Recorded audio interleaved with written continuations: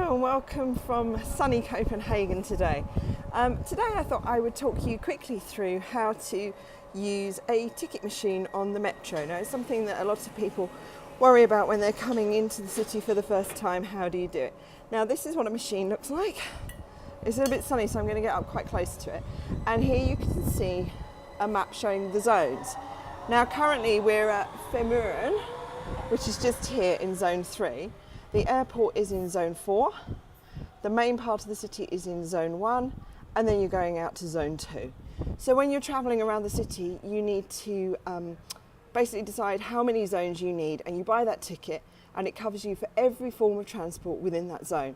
So whether that's a bus, a metro, a train, or the harbour bus, your ticket covers that. Now you can see them up there. So this is quite good. You can get hold of this on the internet and look at it before you come. But it's really important to remember, if you're coming in from the airport, you're going to be in zone 4. You need 3 zones to get into the city. Ignorance is not an excuse, and if you get caught by a ticket inspector, then you will get a fine. And I think currently that's 750 kroner. Now let's go down to the machine. As you can see, it's currently all in Danish. But if you come down here, you'll see the English button. Click on that, here we go. Okay, so the first choice you have here is city centre. Press here to travel to or in Copenhagen centre. And then you go across and you choose adult or child. Now, 2 children can travel for free under the age of 11 with an adult. After that, up to the age of 16, they need to have a child's ticket there. And it says this ticket is a 2-zone ticket. The ticket is valid for travel in Copenhagen city centre, zone 1. Okay, so we don't want that today. We want to go to the airport. So we click on that.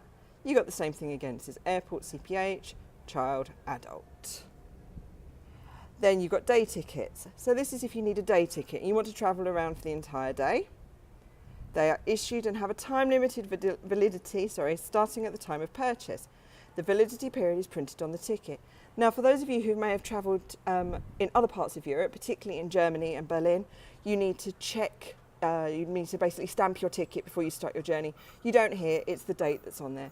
And then if you want other zone tickets, so basically they've done these 3 because these are the common tickets that people who don't live here or are just here for a short period would need. Then you have other zone tickets. Oh look, a metro's just come in, I'll let you see that. Okay, other zone tickets. Press here if you know how many zones you need. Bicycle tickets also found here, and a dog ticket also. If travelling with a dog, you need to get your precious pooch a ticket. So other zones. So let's pretend, let's do the adult one, and then over here you can choose how many zones you want. Okay, so that makes that quite clear. And then choose destination. So if you know where you want to go, then you choose here. So for example, I want to go up the coast and I want to visit Louisiana. So I need to remember what that station is. I can't think what it is now. Okay, so say we want to go to Roskilde. So we put in R and then we can find Roskilde, select it, and then it all looks exactly the same as before. So I think it's all fairly self-explanatory. And then unfortunately, because we're not very much a cash-based society here, you're going to have to pay for this using your Visa card. And once you've decided on your tickets over here, let's just cancel that. Once you've decided on your tickets here, this screen comes to life, put your card in, and then you just do your payment, and then your tickets will spit out down here. So I think it's fairly straightforward because we're used to people coming to the city who don't know how transport works and are worried about possibly getting fined. So hopefully that's a little introduction to how to use public transport ticketing here. You'll also see these pillars here. They're check-in, check-out pillars. They're the check-in that side, this is the check-out that side. So if you have something like it's like an Oyster card in London, but it covers the whole of Copenhagen and the whole of Denmark, and it's called a blue punct, a blue dot card. You can get anonymous ones, so if you were staying here for a length of time, say more than 2-3 months, you might want to get an anonymous one.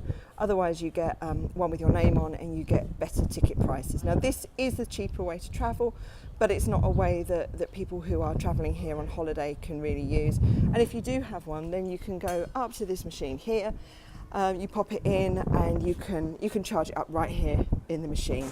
This one also, you can change this one to English as well. So you have a riser court, so you can use that one. You want to buy a riser court, so you can actually buy one here, one of the anonymous ones. It's important to remember that you have to pay for that card. It costs an amount of money. I think it's around 50 krona.